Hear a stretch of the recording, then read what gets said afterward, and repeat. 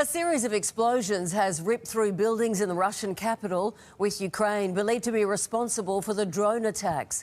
President Zelensky says it is inevitable and fair that Moscow gets a taste of its own medicine as Vladimir Putin embarks on a major military expansion. More now from our Europe correspondent John Paul Gonzo in London. It came out of nowhere. The first and only warning was a brief buzzing noise. Before this,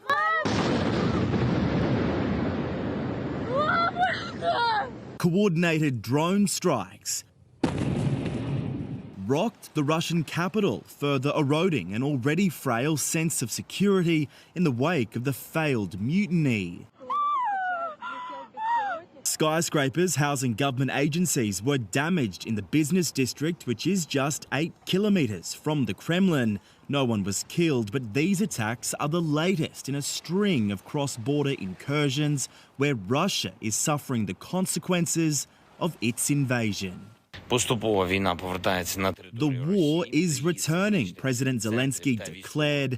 This is an inevitable, natural and absolutely fair process. Despite clear vulnerabilities, Vladimir Putin is projecting an image of power.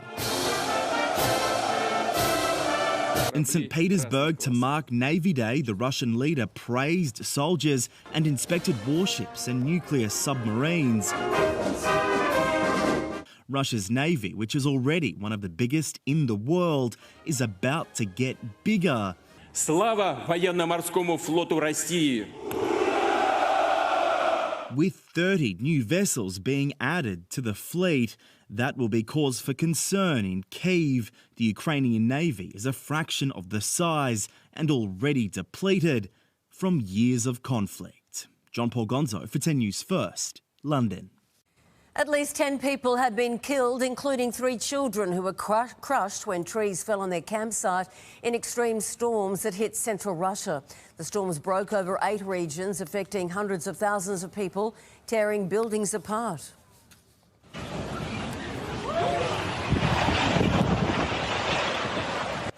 Power was cut to several cities and locals have been warned to stay away from tall trees and damaged buildings.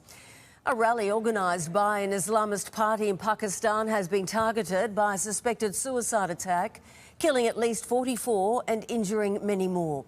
Hundreds of people were attending the rally in a town near the Afghan border.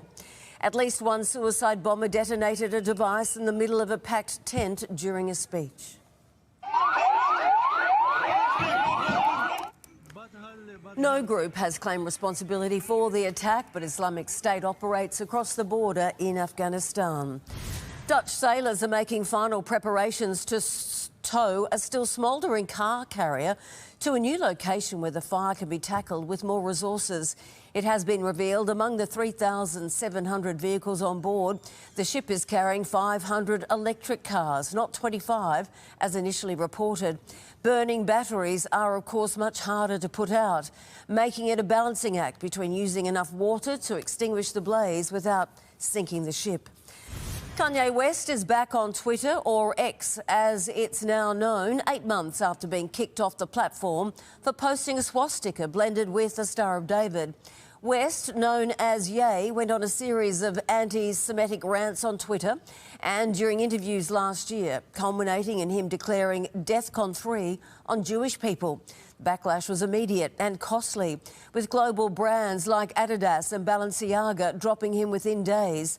Musk has said he has been guaranteed Ye will not post any offensive content. A Norwegian woman and her Sherpa have smashed the record for climbing the world's 14 highest peaks, completing the feat in just 92 days, twice as fast as the previous record. Kristen Harila and Tenjin Sherpa made it back down from summiting K2 on the Pakistan-China border on Friday. Among their group was another record setter, a 17-year-old Nepalese Sherpa who became the world's youngest to climb K2. Perhaps some of the most famous boots in Hollywood have sold at auction for almost $190,000. These battered black army boots were worn by Alan Alda in the TV classic MASH for 11 years. But it was the dog tags he also wore that reportedly meant the most to him. There was something about having real service members' names on his chest that really sort of brought extra weight and gravitas to the moment.